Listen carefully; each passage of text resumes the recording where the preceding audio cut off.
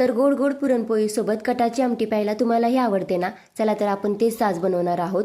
तर वाटण्यासाठी 4 मीडियम आकाराचे कांदे तेलामध्ये चांगले परतून घ्यायचे. गोल्डन ब्राऊन कलर आला की त्याच्यामध्ये आलं लसूण टाकायचं, तेही व्यवस्थित परतून घ्यायचं. त्यानंतर त्या कढईमध्ये खोबरं भाजून घ्यायचं. आता इथे खोबऱ्याची जी अर्धी वाटी आहे ना ते मी घेतलेली आहे. 2 चमचे पांढरे तीळही चांगले भाजून घ्यायचे. त्याच कढईमध्ये जी बारीक चिरलेली कोथिंबीर घालायची आणि तीही थोडीशी परतून घ्यायची. आता हे सर्व बारीक करून घ्यायचं. सर्वात आधी तर खोबरं बारीक करायचं व नंतर त्याच्यात तीळ टाकून तेही व्यवस्थित बारीक करून घ्यायचं.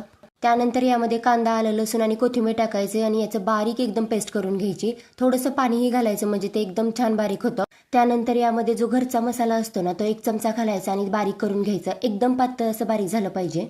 अशा प्रकारे आपलं वाटण रेडी आहे. आता कढईमध्ये तेल घालायचं, त्याच्यामध्ये खडा मसाला परतून घ्यायचा व जे तयार केलेलं वाटण घालून घ्यायचं. व्यवस्थित तेलामध्ये ते परतायचं. आता याच्यामध्ये जे सुके मसाले आहेत ना ते घालायचे. याच्यामध्ये धने पावडर, गोडा मसाला, मटन मसाला, लाल मिरची पावडर आणि आपला जो घरचा मसाला आहे ते घालायचा. हे सर्व मसाले एकत्रित करून ते व्यवस्थित परतून घ्यायचे. 5 मिनिट हे व्यवस्थित परतल्यानंतर याच्यातलं जे पाणी असतं ना ते कमी होतं, मसाला चांगला सुका होतो आणि हळूहळू ग्रेव्हीला तेल सुटायला सुरुवात होते बघा.